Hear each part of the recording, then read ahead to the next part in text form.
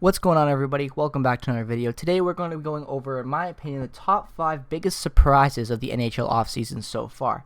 If you are new to the channel and you enjoy hockey content, regardless of the team that you root for, drop a subscription down below as we are approaching that 400 subscriber mark and trying to get to 500 subscribers by the end of the year. So if you enjoy hockey content and you enjoy hockey to begin with and you're just a fan of the sport, definitely consider dropping that subscription. But without any further ado, let's jump into today's video. Now, coming in at the number 5 spot for the biggest surprise of the NHL season has to be, in my opinion, Matt Niskanen retiring. Now, this might seem like a surprise, but Matt Niskanen, when you go over and look at the year he had, how good of a player he is, and the fact that he's only 33 years old, it's very surprising to see him retire. In last season, he had 8 goals, 25 assists for 33 points in 68 games played. Now, that's pretty good, and he had on a pretty good team, in my opinion, with the Philadelphia Flyers.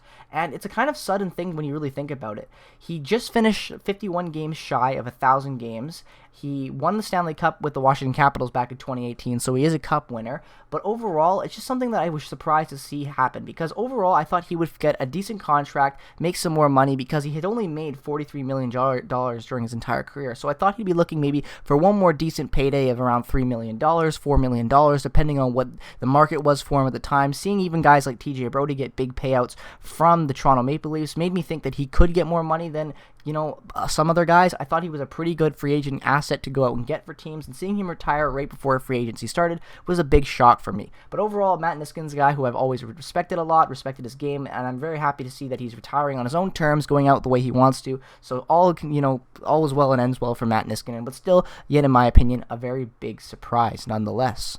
Now, coming in at the number 4 spot, I have the fact that Jesse Puljujarvi returns to the Edmonton Oilers and signs another contract with them. Now, if you follow the Jesse Puljujarvi story, I say Jesse Puljujarvi, sorry about my pronunciation, excuse me, but if you've been following him and you're a fan of the Edmonton Oilers, you know all the drama surrounding that. And to me, it was very, very, very surprising to see him even coming back regardless. But for the fact that there is new management, new coaching, and Edmonton as a whole is really starting to change the, move away from the Peter Chiarelli days of that GM spot and the mistakes that he made and basically how much he screwed that team.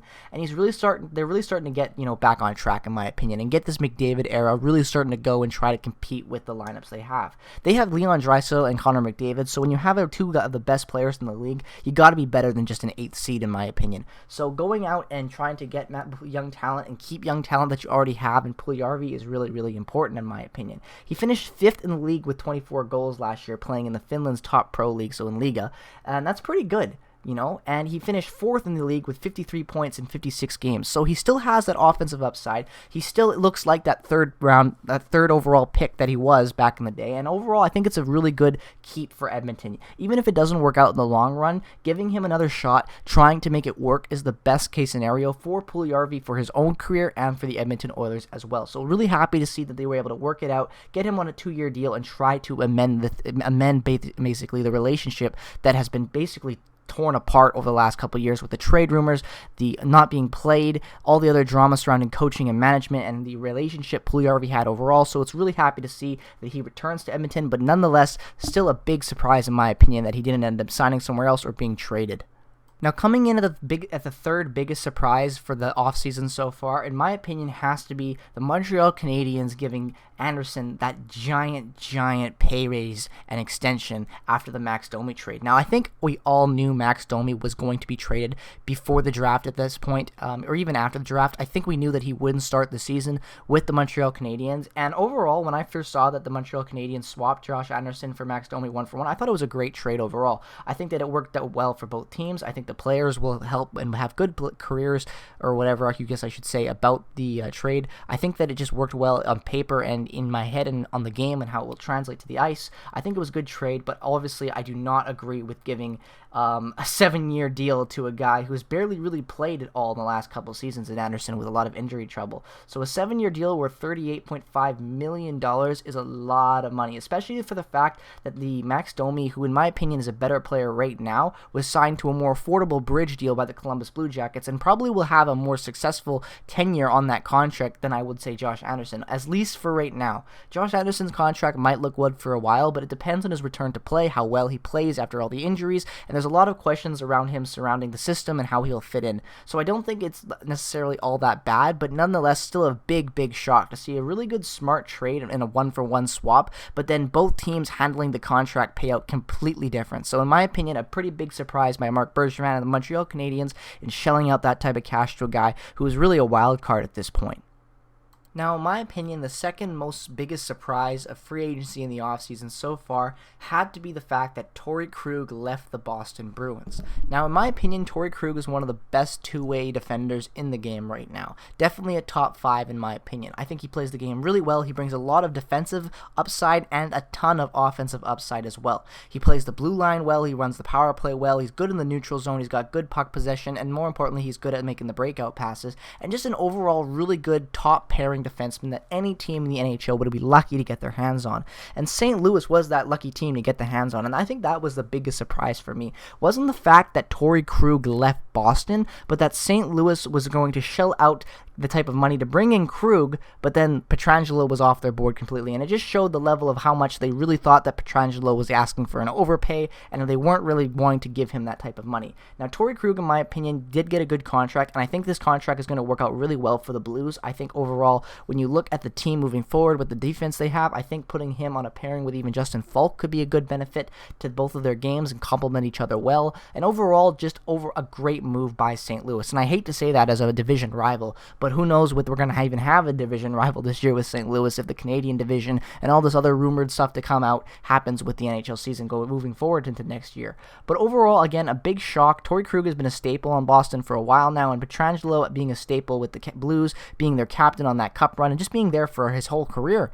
And just, I was very surprised just to see these two moving houses and switching teams and clubs. Big surprise for me. I didn't think both would leave their current teams. I thought at least one of them would. So it was a big surprise, in my opinion, to see both of those guys leaving. So yeah, Pietrangelo moving and Krug moving were the big surprises for me. I didn't really think it was going to happen. I thought the teams would do what they could to keep him, but a big surprise nonetheless, in my opinion. And the number one biggest surprise of this year's offseason by far has to be the acquisition of Taylor Hall signing with the Buffalo Sabres. I did not expect this, and there is not a single person on the planet, even a Buffalo fan, that would tell you that they expected someone to be saying that out loud. A complete shock to the hockey world when Taylor Hall decided to ink a one-year deal with the Buffalo Sabres, but for all intents and purposes, I think it is the best move he could have done. And let me explain why. I think Taylor Hall signing with Buffalo is a perfect low risk, high reward type of situation for both the club and the player. Jack Eichel gets an elite winger to have on his line to finally have another dynamic piece of their power play and offensive core moving forward. Taylor Hall gets to bring his talents to a team that isn't really have any expectations on next year, so his game can really flourish. And not only that, Taylor Hall hasn't really ever had an opportunity to play with a guy on his level, in my opinion.